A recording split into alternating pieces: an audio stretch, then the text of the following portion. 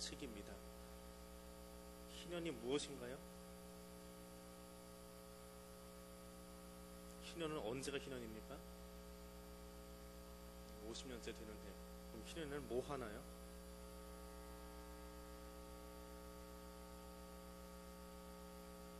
웅얼웅얼 하시는데 다 아는 이야기입니다. 사실 희년은. 그런데 역사학자들은 이 희년이 대체 언제부터 시작되었고 어떻게 진행이 되었느냐, 그리고 이 희년이라고 하잖아요. 년이라고 하는, 해라고 하는 이 말이 대체 어디서 나온 거냐. 이스라엘 사람들이 원래는 사용하지 않던 단어인데 여기 25장에서 구체적으로 희년하고 단어로 등장을 합니다. 그래서 이게 뭐냐, 뭐 말들이 참 많이 있는데 우리가 일상적으로 알기는 그냥 희년, 기쁜 해, 여호와의 해, 여호와의 은혜의 해, 뭐 그렇게 설명을 합니다. 우리가 일반적으로 아는 희년은 10절과 11절에 나옵니다. 너희는 50년째 해를 거룩하게 하여서 그 땅에는 모든 주민을 위하여 자유를 공포하라. 이 해는 너희에게 희년이니 너희는 각각 자기의 소유지로 돌아가며 각각 자기의 가족에게로 돌아갈지며 그 50년째 해는 너희의 희년이니 너희는 파종하지 말며 스스로 난 것을 거두지 말며 가꾸지 않는 포도를 거두지 말라. 땅에 대해서 이야기를 합니다. 완전히 놀아라 라고 하는 겁니다. 완전히 놀아라. 기경도 하지 말고 또 뭐가 낫다고 뜯어먹지도 말고 그냥 그대로 내버려둬라. 땅이 좀 쉴 수 있게 해라. 그리고 사람과 사람과의 관계 속에서는 너희가 이런저런 이유로 노예로 삼았던 사람들, 혹은 힘이 들어서 가진 게 없어서 남의 집 파출 부러 가 있던 사람들 다 제 고향으로 돌아가게 해라. 그것이 희년입니다. 자기 소유지로 돌아가게 해라. 그래서 이 희년은 하나님의 주인이십니다 라고 하는 것을 선포하는 겁니다. 하나님이 땅의 주인이시고 하나님 모든 사람들의 생명의 주인이십니다. 종은 주인들의 땅을 기경하는 사람들입니다. 종이 땅을 기경하면서 그걸 자기 것이라고 이야기하면 그것부터가 도적질하는 겁니다. 이스라엘 땅뿐만 아니라 이 땅에는 모든 땅의 주인은 하나님이십니다. 하나님의 주인됨을 인정해 드리는 작업이 안식년, 7년에 한 번씩 돌아오는 안식년하고 50년째 있는 희년이라고 하는 시간입니다. 내 거 아니다, 내 거니까, 나 여호와의 거니까 니들 마음대로 하지 말고 좀 쉬게 해라. 땅을 한 50년에 한 번씩 완전히 놀려주면, 쉬게 해주면 땅의 기력이 회복된다고 합니다. 농사짓는 분들이 이야기입니다. 그래서 농사짓는 분들은 자기 땅을 100% 다 기경하지 않는다고 합니다. 귀퉁이를 남겨놓는답니다. 그 귀퉁이는 쉬게 해준대요. 그리고 그 다음에는 그 쉬었던 땅에 다른 것을 심고 또 다른 부분을 경작을 한답니다.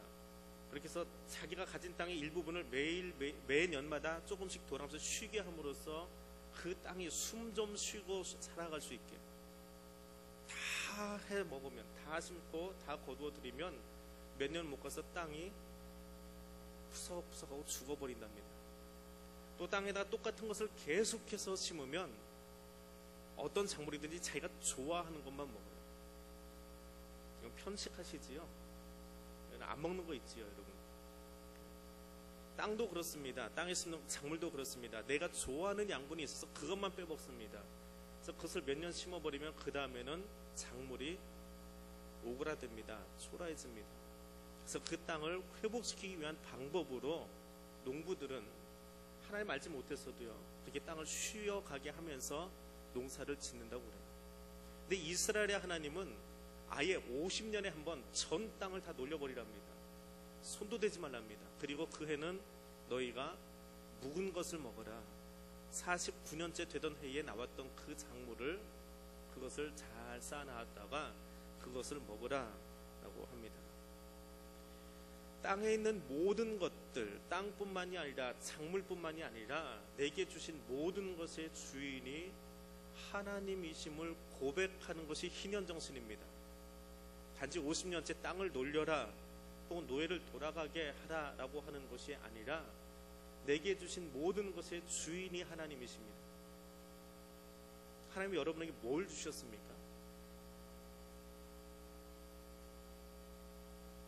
제일 큰 거 생명도 주셨고요, 내게 가정도 주셨고요. 내게 자녀들도 주셨고요. 나에게 기업도 주셨고요. 그 모든 것의 주인이 하나님이십니다. 근데 나는 내가 주인처럼 행세하려고 합니다. 내가 주인이려고 그래요. 내 삶에 대해서 내 맘대로 하는데 네가 왜 참견이냐라는 식으로 내가 주인이라고 합니다. 내 아이인데 왜 당신이 참견합니까? 아이한테 함부로 하지요. 내 아이지만, 내가 낳았지만 하나님의 것입니다. 잠시 이 땅에 사는 동안에 하나님 맡겨놓으신 거예요. 근데 내 마음대로, 내 소원대로 아이를 키우려고 합니다. 그것이 도둑놈 심보예요. 그건 도둑이에요. 왜냐하면 자녀는 내게 아닙니다. 하나님 겁니다. 하나님이 내게 위탁해서 양육하도록 맡겨놓은 거예요. 맡겨놓으신 거예요. 희년정신은 그겁니다. 단지 쉰다라고 하는 의미가 아니라 내게 주신 모든 것의 주인이 하나님이십니다. 그럼 주인이 하나님이면 나는 어떻게 살아가야 됩니까? 나는 청지기로 살아가는 거예요. 청지기, 집사로 살아가는 거예요. 그 집안일 하는 집사로 살아가는 거예요. 종의의식으로 살아가는 겁니다. 그게 청지기예요. 그게 청지기론이에요. 그게 재직론이에요. 다른 거 아닙니다. 희년의 정신을 잘 아는 사람이 좋은 재직 되어집니다. 희년 정신을 모르는 사람들이 나쁜 재직 되어집니다. 제가 주인 노릇하려고 하고 제가 왕 노릇하려고 합니다. 그게 나쁜 재직이에요. 근데 종은 철저하게 주인의 의지대로만 움직이려고 합니다. 내가 왕 되려고 하지 않습니다. 종은 나한테 그 일 맡겨주신 게 감사한 거예요. 안 맡겨주신다고 뭐라고 투정할 필요도 없습니다. 아니, 할 수도 없습니다. 왜냐하면 주인 마음대로거든요. 9시에 와서 일을 시작하건 저녁 5시에 일을 시작했다가 6시에 끝나서 한 데나리온을 받건 그건 주인의 뜻이에요. 주인의 의지입니다. 주인이 이 자리에서 이것을 따라라고 명령하든지 혹은 너는 저쪽 땡볕에 나가서 조금 더 높이 있는 걸 따라고 명령하든지 그건 주인이 원하시는 거예요. 그나마 나에게 그 일감 맡겨주신 것만도 감사한 거예요. 그 맡겨주신 것도 감사한 거예요. 제주에 있을 때 감귤 그 밭을 서울에 있는 아주머님들이 그때만 해도 한 5만 원 할 때입니다. 일당이. 비행기 타고 내려와서 그 감귤을 땁니다. 11월 달 되면 이제 노지 귤이 나오거든요. 노지 귤을 따러 내려옵니다. 비행기 타고 내려와요. 그래서 아주머니 몇 분이 이제 방 하나 잡고 여관 하나 잡고 아침에서 저녁까지 따면 이제 일당이 나옵니다. 먹여주고 그거 따게 해주고. 비행기까지 타고 내려가서 따냐 그러는데 굉장히 비싼 임금이었어요. 그때만 해도. 그래서 한 달만 일하면 비행기 싹 건지고 제주도 관광 다 하고 그리고 주머니에 좀 넣어서 갈 수 있습니다. 근데 간혹가다 그래요. 자기 딴에는 기분 좋아서 왔거든요. 거기를.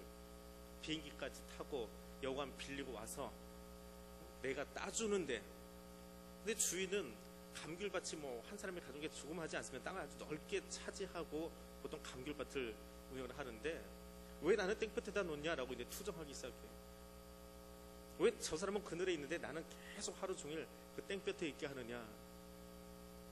어떤 사람에게는 한 이틀 맡겼다가 일을 못하게 하는 수도 있고요. 어떤 사람은 한 달 내내 일을 시킬 때도 있습니다. 일 못하는 사람이 귤 따면 나무 다 망가뜨립니다. 귤을 잘 돌렸다 되는데 제대로 안 따면 귤 꼭지를 나무에다 붙여놓고 귤만 띄워버려요. 그럼 나무가 아주 애를 먹습니다. 거기서 그 다음에 귤이 안 나오거든요. 그걸 아는 사람이 따야 돼요. 돌려서 잘 따줘야 귤의 꼭지가 딸려가지고 같이 떨어집니다. 초보들은 그저 돈 맛에 빠져가지고 그거 벌겠다고 한 달 일하면 얼마예요? 계산해 보니까 굉장히 큰 비용이거든요. 그때 제주도 왕복 항공권이 한 뭐 5만 원, 6만 원 할 땐가 그랬으니까 며칠만 일해도 항공권 다 건지지요. 숙박비 건지지요. 밥 다 먹여주죠. 얼마나 좋은 아줌마들의 아르바이트입니까? 근데 나를 써주는 것만도 감사한데 주인의 입장에서는 그 귤을 안 따면 안 돼요. 따줘야 내년에 귤이 열려요. 무슨 수를 썼는지 귤을 다 따야만 돼요. 그래서 정 안 되면 나중에 지나가는 사람에게까지 그냥 귤을 따게 놔둬버립니다. 그래야 내년에 나무에서 뭐가 열리거든요. 주인은 그런 안타까운 마음이 있어요. 근데 그 밭에 들어와 있는 그 알바 아줌마들이 자기가 주인인 줄 알고 돈에 정신이 나가서 함부로 행동하는 것을 봅니다. 그럼 주인은 더 소중한 게 뭐예요? 내 밭의 나무가 내년에도 건강히 귤이 나와야 되는데 그걸 안 해주는 거예요. 그럼 내쫓아야지요. 그 아줌마는 거기 필요 없지요. 청지기가 자기가 주인인 줄 알고 있습니다. 자기가 왕 노릇하려고 합니다. 그럼 주인의 입장에서는 어떨까요? 그래서 희년의 정신입니다. 근데 그 희년을 어떻게 지키느냐? 하나님의 방법으로 지키는 거야. 그냥 내 편한 대로 쉬게 하고 일하고 싶으면 일하고 일하기 싫으면 안 하고 그게 아니에요. 하나님의 방법대로 일하도록 만들어 놓았습니다. 50년이 지나면 그 땅을 쉬게 하라 이야기합니다. 왜 50년째 하나님이 희년을 선포하셨을까요? 왜 50년일까요? 7년씩 하다 보니까 숫자 맞추기가 힘들어서 한 번은 그렇게 해야 100년에 딱 절반 그래서 맞추셨을까요?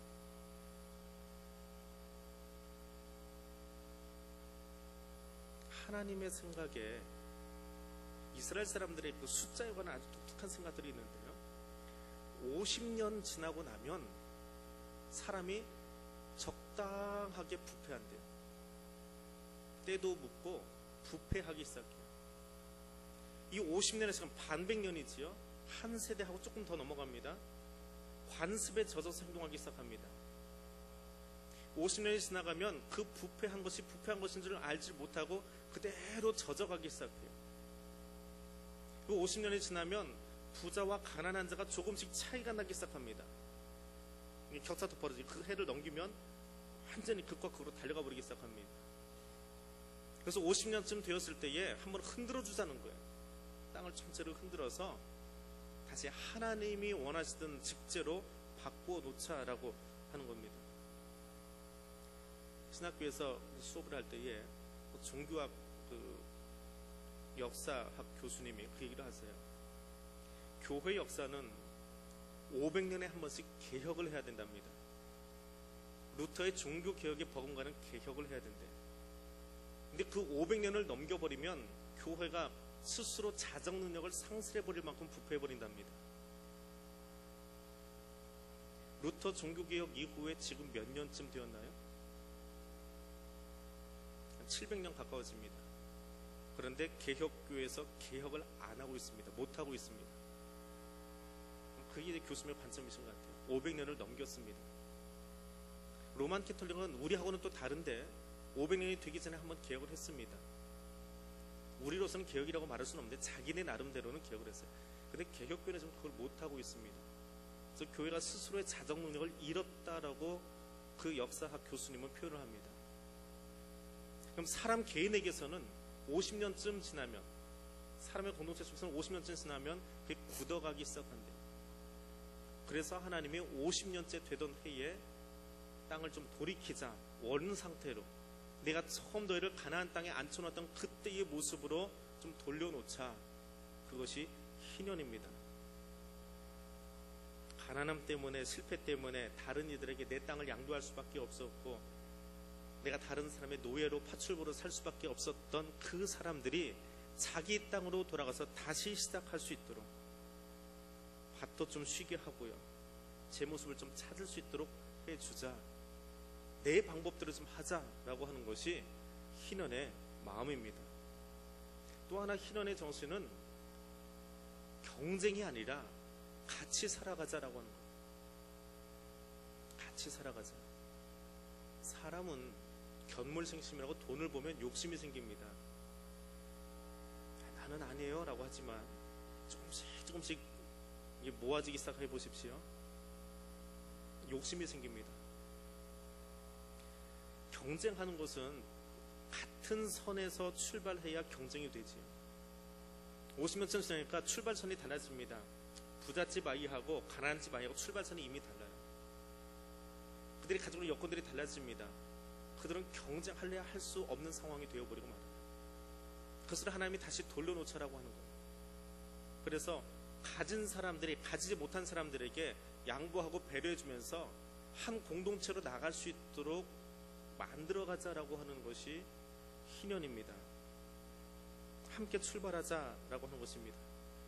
내 땅 안에서 가난과 가지지 못한 것이 대물림 되지 않도록 그 사회를 좀 바꾸어 놓자라고 하는 것입니다.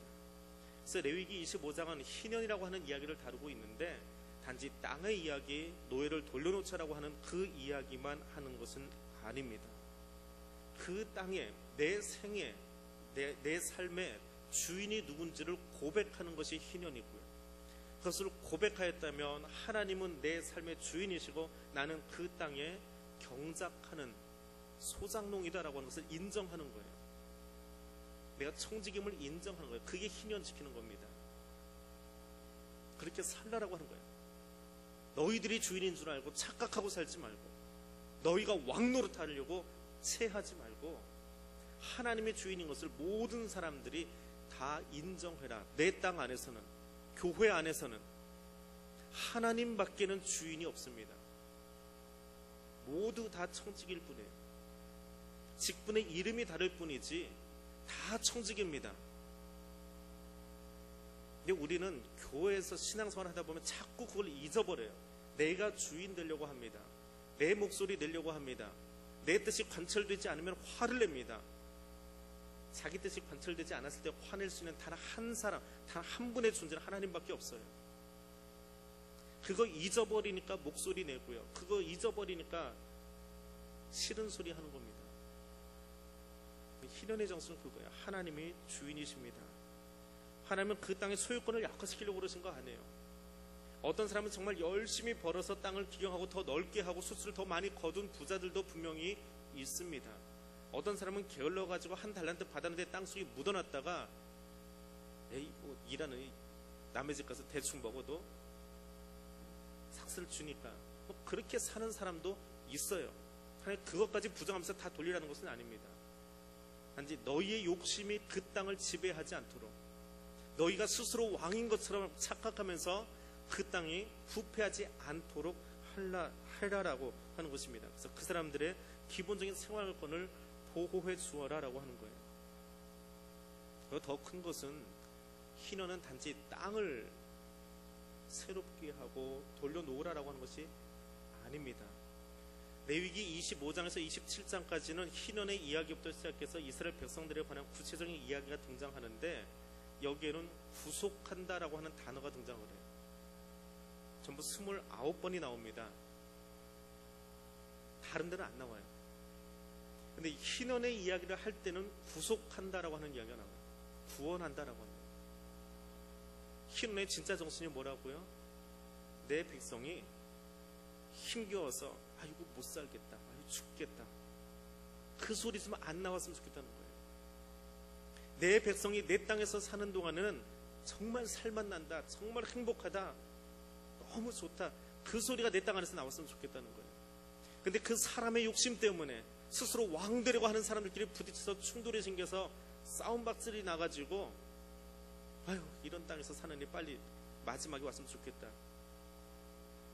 그게 지옥이지요. 그런 땅에 안 되었으면 좋겠다라고 하는 거예요. 그런 땅에 안 되었으면 좋겠다. 그래서 희년의 정신은 구원을 위한 겁니다. 억눌린 모든 사람들의 구원을 위한 거예요. 그런데 실제로는 어떻게 되느냐라고 하는 거예요. 이건 하나님 기본 정신이에요. 그럼 실제는 어떻게 지켰느냐? 이스라엘 백성들이, 고고학자들이 이스라엘 땅을 가서 발굴을 하기 시작합니다. 발굴을 하면 그 집터나 그 사람들이 사용하던 집기나 그릇이나 깨진 조각들이 이렇게 땅속에서 나오기 시작해요. 우리도 여기 가까운 데 이 풍납토성이나 암사유적지 가서 이렇게 땅을 파헤쳐 보면 옛날에 쓰던 물건들이 나오지요. 옛날 물건은 땅속으로 들어가게 되어 있습니다. 그 위에 흙이 쌓이고 흙이 쌓이고. 이스라엘 사람들은 특이하게도 전쟁이 나서 성이 무너져 버리면 우리처럼 포크레인으로 밀어버리지 않고 그 위에다 흙을 싸서 덮어버린대요. 그 위에다 도시를 짓는다고 합니다. 그래서 이스라엘 지명의 끄트머리 보면 텔이라고 하는 단어가 있어요. 언덕이라고 하는 뜻인데 많은 도시들이 언덕 위에 세워져 있습니다. 산 위를 좋아해서 그런 게 아니라 역사를 그대로 간직하는 거예요. 쓸어버리지 않습니다. 밀어버리지 않습니다. 물론 개발한다고 그냥 그 옆으로 뭐 다리 놓고 뭐 건물 다 치워버리고 유적지 나오면은 슬쩍 모른 척하고 흙으로 덮어버리고 뭐 그런 관리가 있다고 하는데, 이스라엘 사람들은 역사를 그대로 놔둔대요. 그래서 그 역사를 뚫고 내려가는 거죠. 지하로 내려가서 대체 하나님의 명령이 그대로 지켜졌느냐, 그들이 쓰던 그릇도 보고 그들이 쓰던 집터도 봅니다. 그들이 초기 이스라엘 공동체, 애굽에서 출애굽해가지고 가나안에 와서 정착했을 때는 어느 곳을 파도 집터의 크기도 비슷하고 쓰는 주방 그릇도 크기가 비슷하고 다 토기들이고요. 뭐 거기서 거기에요. 그런데 출애굽기를 지나서 그 다음에 어떤 역사였죠? 사사시대 역사를 지나고요. 사사시대 그렇게 길지 않았습니다. 그 바로 다음이 왕정시대지요. 왕정시대도 그렇게 긴 건 아니에요. 조선 500년 하는데, 조선 500년 굉장히 긴 역사입니다. 한 왕조가 500년을 끌고 간다라고 하는 거는 굉장히 긴 거예요. 우리나라는 그 왕조 역사에 있어서 아주 독특한 역사를 가지고 있는 나라예요. 이스라엘 왕조가 그렇게 길지 않습니다. 근데 그 짧은 왕조의 후반부에 가서 후반부의 역사 유물을 출토하니까 귀족이 쓰는 그릇하고 서민이 쓰는 그릇이 너무 차이가 나더라고요. 집터의 크기도 너무 차이가 나더랍니다. 빈부의 격차가 고착화되어 버리고, 그럼 대체 어느 정도로 빈부의 격차가 났느냐? 하나님이 기분 나쁠 정도로, 하나님 보시기에 정말 기분 나쁠 정도로 빈부의 격차가 고착화되어 버렸습니다. 그래서 이사야 선지자를 보니까 주전 8세기의 선지자입니다. 이 선지자가 보니까 내가 그들에게 정의를 바랐더니 도리어 포악하며 그들에게 공의를 바랐더니 그들이 부르짖고 있도다. 가옥에 가옥을 이으며 전토에 전토를 더해서 빈틈이 없도록 하고 이 땅 가운데서 홀로 거주하려 하는 자들은 화 있을진저. 집을 짓는데 내 집 있어요. 옆에 별장도 있어요. 그 옆에 아들 집도 있어요. 그 옆에 2살짜리 아이가 있는데 걔한테도 집 한 채를 줬어요. 내 집 앞에 텃밭이 있어요. 그것도 모자라서 남의 집 것까지 빼앗아서 거기다 텃밭을 또 붙였어요. 붙여서 내 땅을 넓게 만드는 거예요. 그걸 하나님이 한마디로 이야기합니다. 그 땅 가운데서 홀로 거주하려고 하는 이 악한 자들아, 화 있을진저. 이태원에서 첫 사역을 할 때요, 우리나라 모 기업의 회장님이 그 이태원에 자기 집을 짓고 있었습니다. 이렇게 펜스를 들고 집을 짓고 있었습니다. 그 회장님이 그때 거기 지하철이 막 뚫리기 시작할 때, 기본 계획안이 나오고 할 때인데, 자기에게 이태원 땅을 내주면 자기가 도시개발하고 거기 지하철 깔고 돈을 다 주겠다고 그랬습니다. 근데 왜 그런지 서울시에서 그걸 거절했어요. 근데 그때 만약에 그 회장님께 그 땅을 드렸으면 지금 이태원 공명이 조금 더 넓어졌을지도 모릅니다. 지하철이 더 빨리 개통되었을지도 모릅니다. 근데 조건은 그 회장님 땅도 더 넓어졌을 거예요.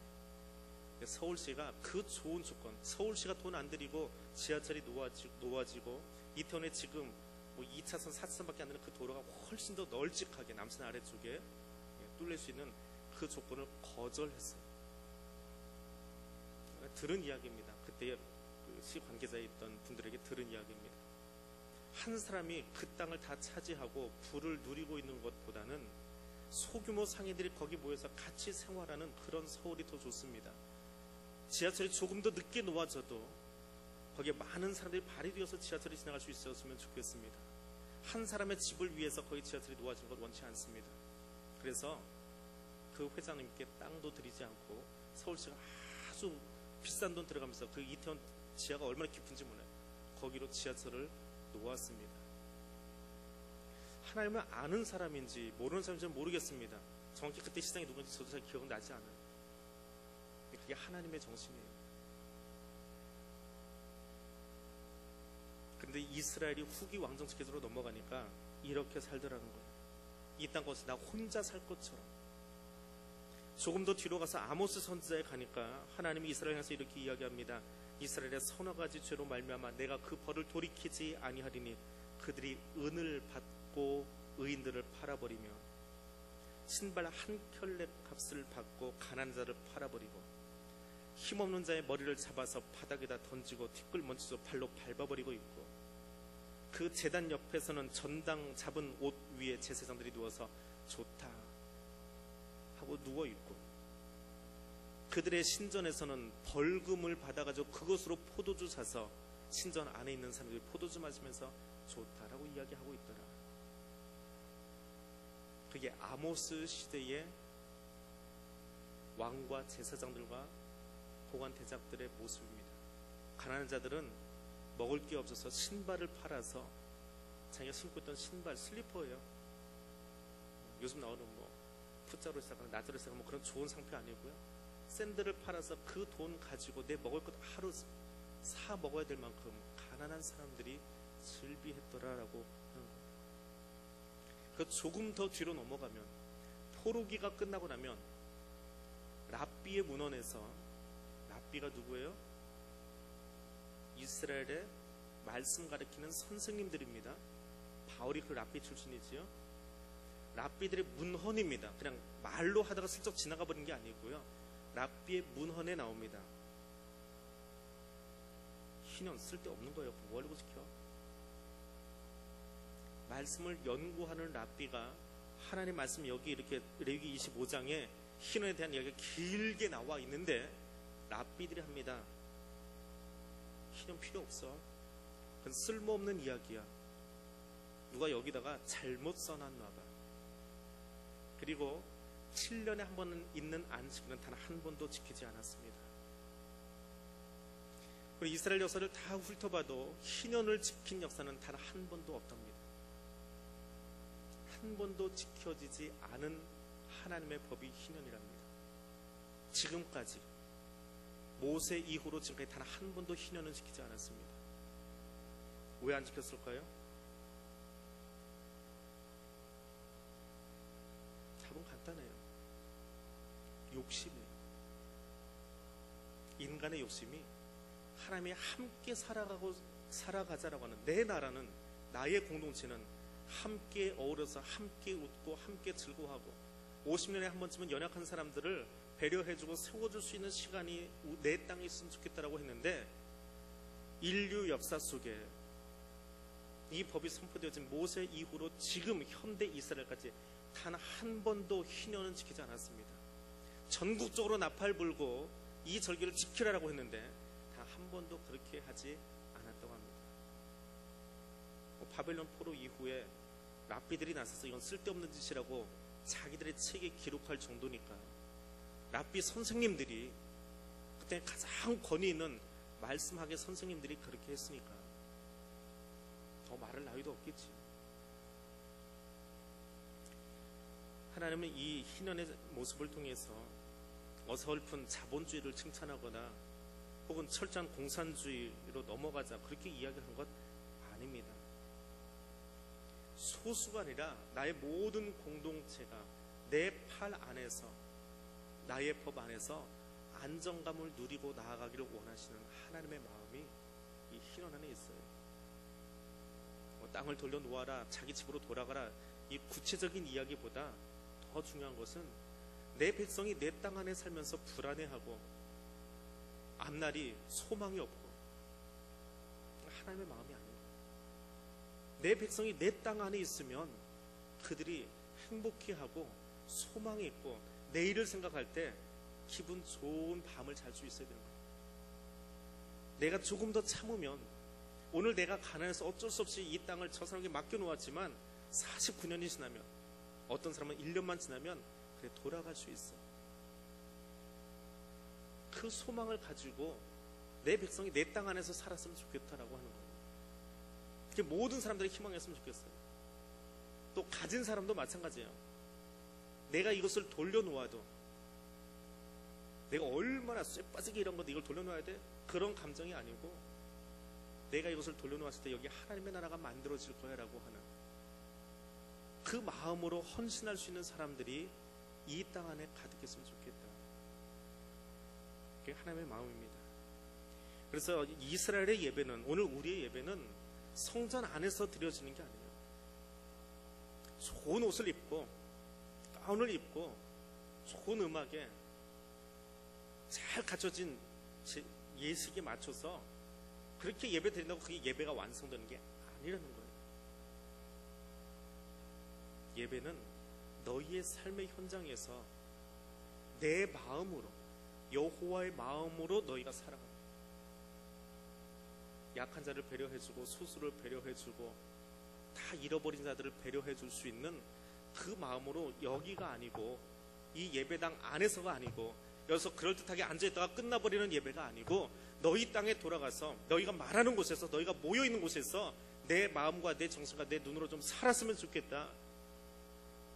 그게 희년을 선포하는 하나님의 마음입니다. 나는 인애를 원하고 제사를 원치 않는다. 제사 백날 드리고 짐승 날마다 잡아 죽이고 그때 기름 태우는 냄새가 가득하고 피 흘림은 가득한데 예배 끝나고 나가서는 인애가 없어요. 사랑이 없어요. 긍휼히 여김이 없어요. 투닥거림만 있고 다툼만 있고 뒷공론만 하고 다니고, 그건 예배 드린 게 아니에요. 예배가 아니에요. 그건 거짓이에요. 하나님 앞에 죄악입니다. 거짓이라 죄악이에요. 화 있을진저라고 하는 하나님의 말씀이 두렵게 들려야 돼요. 누구에게요? 예배당 나서자마자 내 삶의 예배 드리지 않는 자들에게 하나님이 선포하시는 그 말씀이 내 귀에 두렵게 앵앵거리고 들리고 있어야 돼요.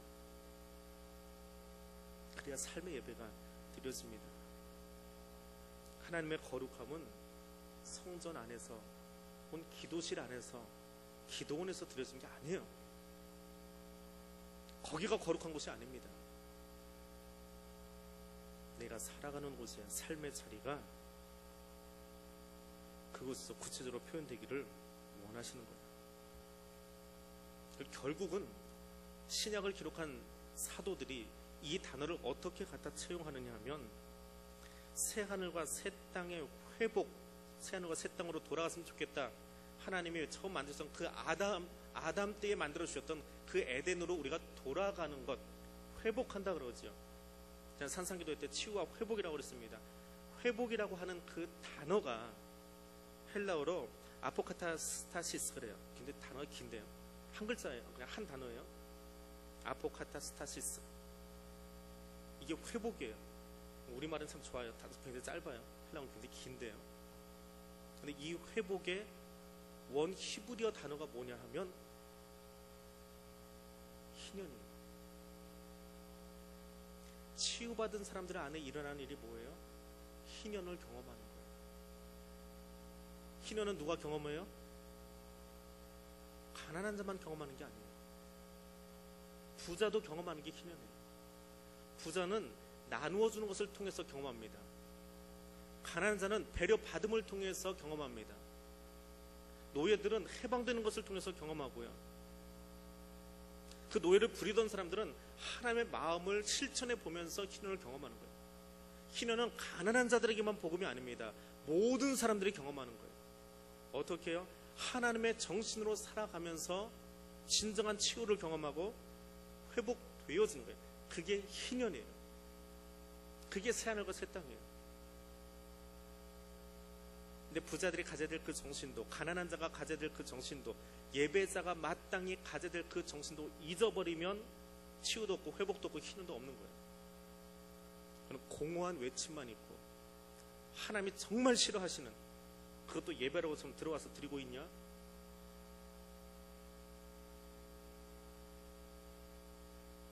예언자들의 단어를 쓰고 싶은데 너무 험악해서 안 씁니다. 예언자들이 그것 때문에 화가 난 거예요. 이사야서부터 시작해서 말라기까지 예언자들이 정말 화가 난 건 그거예요. 너희 안에 하나님이 원하시는 마음을 다 버리고 자기가 주인인 줄 알고 착각하고 살고 있는, 그래서 그들을 향해서 독소를 쏟아붓고 있는 것이 예언자들입니다. 우리를 얽어매고 있는 사탄이 늘 우리 옆에 와서 꼬드려요. 네가 제일 머리 좋다, 네가 제일 똑똑하다, 네가 왕 되라, 네가 임금 해봐라. 네가 목소리 조금만 내면 사람들이 다 거기 추종하고 따라올 거야. 갈라놓고 이간질시키고 사이가 나게 하고. 그것이 사탄의 정신이에요. 희년 필요 없어. 쓸데없는 거 왜 지켜? 랍비들까지 또 꼬드겨서 넘어뜨려 버렸잖아요. 다시는 이스라엘 땅에서 희년이 지켜지지 못하도록 만들어 버리잖아요. 사탄이 일 안 할 것 같지요? 단 한 번도 그 땅 안에서 일을 못하게 만들었어요. 희년이 안 지켜지게 만들었어요. 사탄 그렇게 강력합니다. 너무 우습게 보지 마세요. 마귀들과 싸울지라 찬송 부르면 사탄이 아이고 죽겠습니다 하고 다 물러갈 줄 아십니까? 교묘하게 우리 가운데 들어와서, 공동체 가운데 들어와서 하나님의 정신이라고 이야기했음에도 불구하고, 성경 속에 써 있음에도 불구하고 그딴 거 다 필요 없다고, 그건 포로기 이전에나 쓰이는 단어이지 지금 필요 없다고 쓰지 못하게 하는 것이 어둠의 세력이에요. 지금까지도 안 지키고 있어요. 하나님 말씀을 읽는 것이 중요한 것이 아니라 그대로 살아가는 것, 그 정신을 내 삶 속에서 구현해내는 것, 하나님의 주인이심을 고백하고 내가 청지기 의식 가지고 살아가는 것, 하나님이 말씀하셨기에 내 입술을 조심하고 내 혀를 조심하고 하나님의 마음을 내 공동체 안에, 우리 가정에 표출하기 위해서 살아가는 것이 힘든 거예요. 그래서 거룩함은 여기서 지키는 게 아니고 여기도 거룩해야 돼요. 우리 예배가 거룩하게 경건하게 지켜져야 돼요. 예배가 무용하다, 예배가 필요 없다는 건 아니에요. 예배가 정말 예배답게 드려지려면 우리의 삶의 자리를 돌아보는 거예요. 예배 끝난 뒤가 더 무서운 거예요. 예배 시간만큼은 그래도 점잖게 앉아있잖아요. 옆 사람 의식하면서 누군가 내 뒤통수를 보고 있으니까 꼼짝하고 앉아있잖아요. 졸다도 화다짝 깨가지고는 나 예배 잘 드리고 있어요 하고 있잖아요. 근데 문제는 끝나고가 문제예요. 나가서 어떻게 사세요? 거기서 하나님의 희년 정신으로 살아갈 수 있기를 원합니다. 나의 주인은 하나님이십니다. 나는 그분의 청지기입니다. 내 주인의 뜻을 내 삶의 자리에서 베풀고 살겠습니다. 가진 사람은 나누어주는 기쁨으로, 가난한 자는 배려받는 기쁨으로 함께 살아갈 수 있는, 그래서 하나님 안에 있을 때에 내일의 소망이 있고 기쁨이 있는 그런 삶을 우리가 함께 살아갈 수 있도록 이 땅을 위해서, 이 교회를 위해서 이렇게 기도할 수 있기를 원합니다. 우리의 삶의 예배를 위해서, 삶의 예배를 위해서 같이 기도하겠습니다. 하나님, 오늘 이전에 여기 나와서 우리가 지금 예배 드리고 있습니다. 이제 기도회 끝나고 나갈 겁니다. 근데 이제 내 예배가 시작되어집니다.